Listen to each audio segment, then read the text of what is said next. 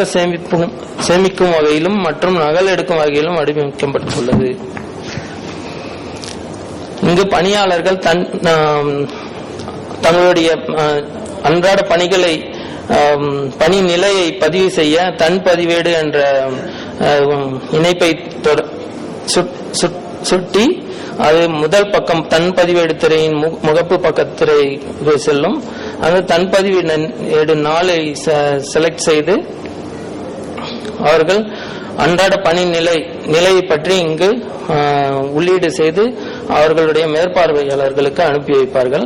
மேற்பார்வையாளர்கள் தங்களின் முகப்பு பக்கத்தில் அங்கு ஒப்புதலுக்காக நிலுவையில் உள்ள தன் பதிவேடு அல்லது நகல் அச்சு ஆகிய அந்த இதை சுட்டி அவர்கள் ஒப்புதல் அளிக்க முடியும். இங்கு அவர்களுடைய டீடைல்ஸ் அந்த பணி விவரம் இங்கு இருக்கும். அந்த மேற்பார்வையாளர் அந்த டீடைல்ஸ் பார்த்து அவர்கள் ஒப்புதல் அளிக்க முடியும். இங்கு அதன் பிறகு தன் பதிவேடு அதாவது அறிக்கையை அவர்கள் மேற்பார்வையாளர் அல்லது பணியாளர்கள் எடுத்து பார்க்க இந்த வசதி கொடுக்கப்பட்டுள்ளது.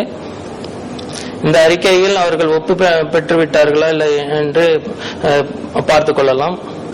வருகை நேர மேலாண்மை மின் ஆளுமை செயல்படுத்தும் திட்டத்தின் ஒரு பகுதியாக கைரேகை வருகை பதிவு இயந்திரம் நிறுவப்பட்டு பணியாளர்களின் அலுவலகம் வரும் நேரம் மற்றும் வெளியில் செல்லும் நேரம் சேமிக்கப்படுகிறது. இதன் மூலம் பணியாளர்கள் தங்களின் வருகை நேரம் முன் அனுமதி விவரத்தை இணையம் மூலமாக பெறும் வகையில் வடிவமைக்கப்பட்டுள்ளன. இங்கு பணியாளர்களின் மாத வருகை அறிக்கையை தோற்றுவித்து அதனை மின் அஞ்சல் மூலமாக அனுப்பும் வகையிலும் கோப்புகளாக சேமிக்கும் வகையிலும் மற்றும் நகல் எடுக்கும் வகையிலும் வடிவமைக்கப்பட்டுள்ளது. இதன் மூலம் பணியாளர்களின் வருகை நேரத்தை கண்காணிக்கவும் மற்றும் எளிதில் மாத ஊதியத்தை கணக்கிட பயன்படுத்தப்படுகிறது. இந்த முகப்பு திரையில் பணியாளர்களின் வருகை விவரம் இன்றைய முதற்பதிவு அதாவது கைரேகையில் மூலம் பெறப்படும் தகவல்களை இங்கு பார்க்க முடியும். வருகை நேர கண்காணிப்பு திரை இதில் அவர்கள் பணியாளர்கள் வருகையை துல்லியமாக பதிவு செய்திருக்கும். வருகை நேர அறிக்கை திரை விடுப்பு மேலாண்மை இந்த பயன்பாட்டு கோரின் மூலம் பணியாளர்களின் தங்களின் விடுப்பின் வகையை தேர்ந்தெடுத்து இணையம் வழியாக எந்நேரத்திலும் எவ்விடத்திலும் விண்ணப்பிக்கும் வகையில் வடிவமைக்கப்பட்டுள்ளது. இங்கு பணியாளர்களின் விடுப்பு அறிக்கையை தோற்றுவித்து அதனை மின் அஞ்சல் மூலமாக அனுப்பும் வகையில் கோப்புகளாக சேமிக்கும் வகையிலும் மற்றும் நகல் எடுக்கும் வகையிலும் வடிவமைக்கப்பட்டுள்ளது. இந்த முகப்பு திரையில் படிவங்கள் தன் பதிவேடு விடுப்பு என்று இருக்கும். அதை சுட்டினால் விடுப்பு விவரம் வரும். அங்கு விடுப்பு விண்ணப்பிக்க படிவமும் இந்த விடுப்பு விண்ணப்பிக்க என்ற தொடர்பை சுட்டினால் விடுப்பு விண்ணப்பம் படிவம் வரும். அங்கு அவர்கள் தற்செயல் விடுப்பா அல்லது ஈடு செய்யும் விடுப்பா என்று தேர்வு செய்து அவர்கள் எத்தனை நாள் விடுப்பு எடுக்க வேண்டும் என்ற விவரத்தையும் மற்ற விவரத்தையும் உள்ளீடு செய்து அனுப்பினால் அவர்கள் மேற்பார்வையாளருக்கு அவர்களுடைய ஒப்புதலுக்கான நிலுவையில் சென்று இருக்கும்.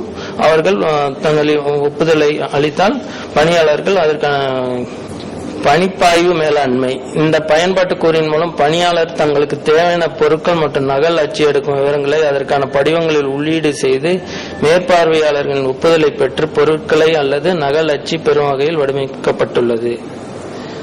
பணியாளர்கள் தங்கள் நகல் அச்சு எடுக்கும் விவரத்தை இங்கு உள்ளீடு செய்து அவர்களுடைய மேற்பார்வையாளரை தேர்ந்தெடுத்து அனுப்பினால் இங்கு அவர்கள் எத்தனை திரும்பவும் ஏதாவது மாற்றம் செய்ய வேண்டும் என்றால் அப்டேட் செய்து மறுபடியும் அவர்கள் மேலாளர் ஒப்புதல் அளிக்கும் முன் மாற்றம் செய்ய வாய்ப்பு அளிக்கப்பட்டுள்ளது. இங்கு மேற்பார்வையாளர் அவர்களுடைய ஒப்புதலை வழங்கும் திரை இது நகலட்சி எடுக்கும் அறிக்கையின் விவரம். கல்வி திட்ட மேலாண்மை. இந்த பயன்பாட்டு குறியின் மூலம் தொடர்பு மைய நிர்வாகி தங்கள் மையத்தின் கீழ் மாணவர்களை சேர்க்க, தேர்வு எழுத அனுமதி அளித்தல், தேர்வு தொகையை செலுத்தல் மற்றும் கடவுச்சொல்லை மீட்டமைக்கும் வகையில் வடிவமைக்கப்பட்டுள்ளது. தாய்ப்பாவின் தேர்வு நெறியாளர் தேர்வு அட்டவணை, இணைய வழி மற்றும் எழுத்து தேர்வு வினாத்தாள்கள் தோற்றுவிக்க, தேர்வு முடிவுகளை வெளியிட மற்றும் மதிப்பெண் பட்டியலை தோற்றுவிக்கும் வகையில் வடிவமைக்கப்பட்டுள்ளது. பதிவு செய்த மாணவர்களால் மட்டுமே தேர்வு அட்டவணை, மாதிரி வினாத்தாள், தேர்வு முடிவுகளை காணவும் மற்றும் தேர்வு எழுதவும் இயலும். இது தொடர்பு மைய நிர்வாகியின் முகப்புத்திரை. இங்கு அவர்கள் அந்த பல்வேறு சேவைகளை பெறலாம். இது மாணவர் சேர்க்கை படிவம். இது அந்த மாணவர் விவரங்களை அறிய இந்த திரை. அடுத்ததாக இருப்பு மேலாண்மை. இந்த பயன்பாட்டு கூறின் மூலம் அசையா சொத்துக்கள் பயன்படு பொருட்கள் இருப்பை பதிவு செய்து அதனை எளிதில் கண்காணிக்கும் வகையில் வடிவமைக்கப்பட்டுள்ளது. நடைமுறை சிக்கல்கள். கணினி பயன்பாட்டில் தமிழ் மொழி சொற்களை பயன்படுத்துவதற்கான நெறிமுறைகள், அதாவது கன்வென்ஷன் அண்ட் ஸ்டாண்டர்ட்ஸ் இல்லை. தற்போது கணினி பயன்பாட்டில் தமிழ் எழுத்து சொற்களை வரிசைப்படுத்துவதில் சிக்கல்கள் உள்ளன. தமிழ் ஒருங்குறியில் கூட இந்த சிக்கல்கள் உள்ளது. தமிழை முழுமையாக ஆதரிக்கும் தரவுத்தளம் டேட்டாபேஸ் இல்லை. எடுத்துக்காட்டாக தமிழ் தேதிகளை, அதாவது நம் ஆங்கிலத்தில் PM/AM என்ற அமைப்பில் பதிவு செய்வோம். அந்த முறையை மாற்றி நம் தமிழிலும் பீப்பா, அது பிற்பகல் முற்பகல் என்ற வடிவில் சேமிக்கும் வகையில் இருக்க வேண்டும். மின் சாதனங்களை தமிழ் மொழி மட்டுமே அறிந்தவர்கள் இயக்கும் வசதிகள் இல்லை. தற்போது மின் சாதனங்களுக்கான முதலீடு மிகவும் அதிகமாகவும் மற்றும் தொழில்நுட்ப குறைபாடுகள், அதாவது டேட்டா, அதாவது தரவுகளை சேமிக்கும் மற்றும் மற்ற குறைபாடுகளாலும் ஏற்படும் சிக்கல்கள் மிகவும் அதிகம். இக்கட்டுரையின் மூலம் தாய்ப்பா நிறுவனத்தில் தமிழில் தமிழ் ஒருங்குறி துணையுடன் மின் ஆளுமையை இணைய வழியில் செயல்படுத்தும் முறையை பற்றி விவாதிக்கப்பட்டது. இதன் அடிப்படையில் மேற்குறிப்பிட்டுள்ள சிக்கல்களுக்கு தீர்வு கண்டு தமிழ் இணையதளத்தின் வழியாக மின் ஆளுமையை நிறுவப்பட்டால் மொழி தடங்களை பின்னுக்கு தள்ளிவிட்டு அனைத்து அரசு துறைகளும் மற்றும் அதன் கீழ் செயல்படும் அலுவலகங்களையும் மின் பகிர்வு சாதனங்கள் மற்றும் பிற மின் இணைப்பு வாயிலாக ஒருங்கிணைத்து அந்த துறைகளுக்கு இடையே உள்ள பரிமாற்றங்கள், அலுவலக பணிகள், பணியாளர்களுக்கான சேவைகள் மற்றும் மக்களுக்கான சேவைகளை விரைவாகவும் செம்மையாகவும் மற்றும் எளிதாகவும் செயல்படுத்த வழிவகுக்கும். நன்றி திரு ஜி. அமிர்தராஜ். தமிழ் இணைய பல்கலைக்கழகத்தின் மின்மணிக செயல்பாடுகள் குறித்து விளக்கினீர்கள். அடுத்ததாக செல்வி சௌமியா, அண்ணா பல்கலைக்கழக மாணவி, லாலா தமிழ் பாடல் பகுப்பாய்வு மற்றும் பாடல் எழுதும் மென்பொருளை படைத்துள்ளார். அவருடைய விளக்க உரையை நாம் இப்போது கேட்போம். பற்றி தெரிவித்துக் கொள்கிறேன். பண்டை காலம் முதலாகவே தமிழும் இசையும் இணைந்தே வந்துள்ளது. இந்த தமிழிசையோடு நீங்கள் கணினியும் இணைப்பதற்கான ஒரு முயற்சி. தமிழ் பாடல்கள்னு பார்த்தோம்னா தமிழ் பிலிம்ஸ்க்காகவும் பாப் ஆல்பம்ஸ்க்காகவும் ஜிங்கிள்ஸ் எழுதுறதுக்காகவும் சின்ன சின்ன அட்வர்டைஸ்மெண்ட்ஸ்க்காகவும் டெய்லி நம்ம தமிழ் பாடல்கள் எழுதி கொண்டேதான் இருந்துட்டு இருக்காங்க. ஒரு தனி மனிதனுடைய கற்பனை திறன் மூலம் இயற்றக்கூடிய தமிழ் பாடலை கணினி மூலம் இயற்ற முடியுமா என்பதற்கான முயற்சி தான் இந்த லாலா ஃப்ரேம் ஒர்க்.